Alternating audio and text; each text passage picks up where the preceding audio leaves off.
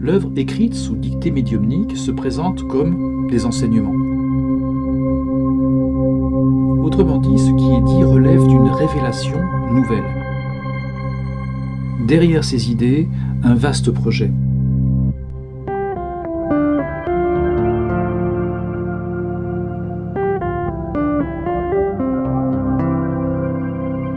Parmi les livres ou les productions qui peuvent nous influencer, il y en a une sorte de très particulière qui sont dites inspirées par des esprits ou des entités qui se sont exprimés auprès de certaines personnes, qu'on appelle des médiums. Ce n'est pas facile de se faire une idée par rapport à ces ouvrages, c'est pourquoi je propose plusieurs entretiens sur ce type de production dans cette série, et nous allons aujourd'hui aborder l'œuvre de Madame Alice Ann Bailey. Elle va nous permettre de mettre en évidence des questions que l'on peut se poser lorsque l'on a affaire à ce type d'œuvre dite inspirée. Concernant ce qu'a mis en place Madame Bailey, je reviendrai une autre fois pour parler de son éventuelle influence, notamment sur le monde occidental. Là, je vais dans un premier temps aborder certains aspects du contenu de son œuvre écrite pour dégager des critères d'aide au discernement, conformément aux autres entretiens de cette même série. Après avoir fréquenté quelques années la Société théosophique, à l'époque présidée par Annie Besant, Alice Bailey la quitte en 1919, c'est-à-dire dès qu'elle entre en contact télépathique avec l'esprit qui lui dictera l'œuvre dont on va parler aujourd'hui. Et dans la foulée, elle crée une maison d'édition, Lucifer Trust, plus tard renommée Lucis Trust. L'œuvre écrite sous dictée médiumnique se présente comme des enseignements. Et elle crée aussi dans la foulée une école en lien avec ses ouvrages pour bénéficier de cet enseignement. Alors dans les livres, les sujets se répondent les uns aux autres comme un véritable système en fait. Donc le but de ce système est de faciliter l'installation du nouvel âge sur Terre ou d'un nouvel ordre mondial et faciliter le retour du Christ. Rien de moins. Mais attention, maintenant je vais rentrer un peu dans les croyances qui ont permis à cette œuvre de s'exprimer de cette façon. Un peu comme des poupées gigognes, il a fallu l'emboîtement de plusieurs références différentes pour que ce message, ce système soit élaboré. Et en dehors de cet écheveau bien particulier, le système ne tient pas ou bien on n'y comprend rien. Après, quand on aura plus d'éléments, on pourra mieux discerner. Dans un premier temps, il faudrait comprendre que cette œuvre consiste en un prolongement du livre de Madame Blavatsky, La doctrine secrète. Madame Blavatsky est la fondatrice de la Société théosophique et elle aussi était médium. Et elle a reçu des enseignements dont elle a produit entre autres Isis dévoilée, La doctrine secrète, etc. Toutefois, il faut bien aussi comprendre que les membres de la Société théosophique de l'époque n'ont pas toujours reconnu comme valables les messages reconnus par Madame Bailey. Et au passage, si vous souhaitez que j'aborde dans cette série l'œuvre de Madame Blavatsky, dites-le moi en commentaire. Mais il y a une différence majeure par rapport au message reçu par Madame Blavatsky. Il y est clairement, dans l'œuvre de Madame Bailey, introduit un vocabulaire à connotation chrétienne. Et précisons aussi que dans son parcours personnel, Madame Bailey a tout d'abord été chrétienne de confession, et les messages qu'elle a reçus tiennent compte de cette orientation particulière. Alors, quel est ce message ? Eh bien, d'une certaine façon, ce message va tenter de faire coïncider le système théosophique de Madame Blavatsky et des concepts qui sont typiquement chrétiens, tout en introduisant une sorte de plan d'action mondial auquel l'Occident aurait à se plier en vue de conduire le retour du Christ. Il s'agit donc d'un christianisme très particulier, puisque à la mode théosophique, c'est-à-dire totalement déconnecté de toute réalité historique, culturelle ou réelle, en se plaçant d'emblée au-dessus et hors de portée de toutes les religions concernées par le christianisme. Et Madame Bailey renvoie la paternité de toutes ces idées à une intelligence autre que la sienne. Et par ce procédé, aucun compte à rendre à qui que ce soit, ni à l'histoire, ni à une doctrine, une philosophie, ou la théologie, ou même quoi que ce soit. Autrement dit, ce qui est dit relève d'une révélation nouvelle, mais qui ne se déclare pas comme une révélation, mais comme une instruction. On reste dans un style théosophique en cherchant à forger une sorte de méta-religion. Et avec cette construction idéologique un peu hors sol, nous obtenons un système qui va modéliser certains passages de la vie de Jésus et estimer que chacun de ces passages représente une initiation qui marque l'accès à un niveau d'évolution spirituelle ou niveau initiatique. Il y a confusion entre les deux. Chaque personne peut traverser subjectivement, de par ses propres critères, différentes étapes initiatiques pour devenir comme le Christ, in fine.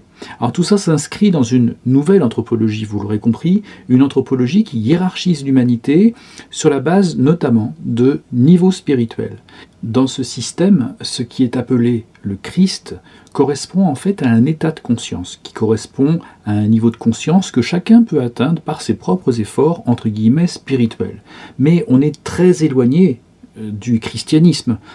Ceci dit, vous reconnaîtrez certainement dans ce que je viens de dire des choses dont vous avez peut-être déjà entendu parler autour de vous, voire que vous partagez vous-même. Et si c'est le cas, c'est que vous avez été exposé et vous partagez actuellement ces idées qui sont tout à fait typiques de la doctrine théosophique. Derrière ces idées, un vaste projet. Mais je m'arrête là, je vais arrêter de vous prendre davantage la tête. C'était pour vous montrer qu'il y a un système très élaboré, très précis. Je vous parlais tout à l'heure d'un écheveau de croyances nécessaires pour que ce système ait l'apparence de la cohérence et derrière lequel on court un peu assez souvent. C'est perché, et je sais d'ailleurs, et je suppose qu'au passage, j'aurais perdu plusieurs auditeurs en cours de route. C'est pas fini, mais ça se précise, on va y arriver. Cette présentation ne cherche pas à résumer l'œuvre, mais à poser les bases qui nous permettront de poser des critères d'aide au discernement. Alors, qu'en est-il ? Alice Bailey était médium, c'est-à-dire qu'elle affirmait écrire sous la dictée d'une intelligence qu'elle entendait et l'aidait à écrire. Il s'agit en réalité de channeling, dont elle a popularisé plus ou moins la pratique, c'est-à-dire qu'elle écrivait des messages sans que son esprit en fait ne filtre quoi que ce soit. Et une première question qui pourrait se poser, c'est est-ce qu'il s'agit d'une simulatrice qui disait écrire sous la dictée d'une intelligence, ou est-ce qu'elle était sincère ? Là, il me semble qu'il est fort possible qu'en effet, il s'agisse d'une intelligence distincte de la sienne, parce qu'en fait, elle a écrit des livres dans un état non médiumnique, et on voit la différence. Le style n'est pas le même, et la portée n'est pas la même non plus. On peut noter que lorsqu'une différence d'amplitude intellectuelle est manifeste entre la personnalité médiumnique et l'esprit qui lui parle ou qui est censé lui parler, on peut estimer que le médium est en effet en contact avec une conscience autre qu'elle-même, éventuellement.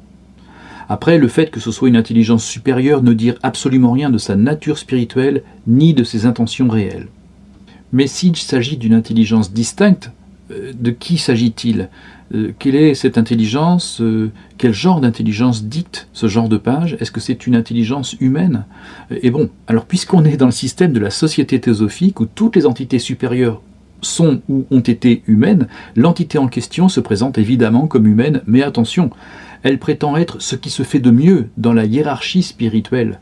Humaine, il s'agissait, je dirais, entre guillemets bien sûr, d'un maître cosmique devenu, avec la fusion entre les éléments chrétiens et théosophiques, des maîtres ascensionnés, expression dont vous avez peut-être déjà entendu parler.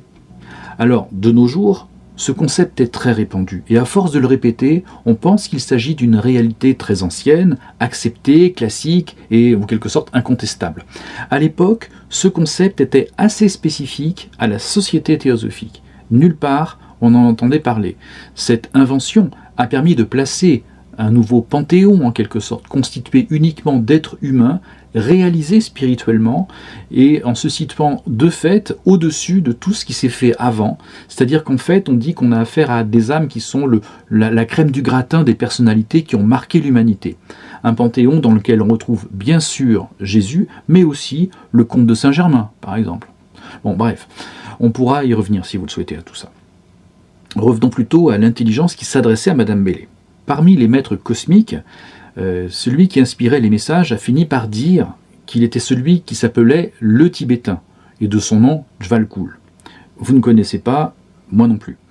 Mais à l'époque, ce nom était susurré seulement dans certains cercles de la société théosophique, et probablement que Madame Bailey aura entendu ce nom lors de sa période d'affiliation, avant qu'il ne devienne celui sous lequel les messages qu'elle voulait recevoir ou qu'elle recevait étaient dictés. Mais qui donc était-ce précisément ? En fait, on ne sait pas. Par contre, lorsqu'un interlocuteur se présente, il peut paraître légitime de demander des preuves de son identité, particulièrement si l'entité en question dicte des enseignements. Alice Bailey a-t-elle vérifié qu'il s'agissait vraiment de cette source et non d'une autre ? En quoi ce supposé maître cosmique était à même de dire quoi que ce soit concernant le nouvel âge, ayant comme référence conceptuelle, une sorte de christianisme, se faisant appeler lui-même le tibétain.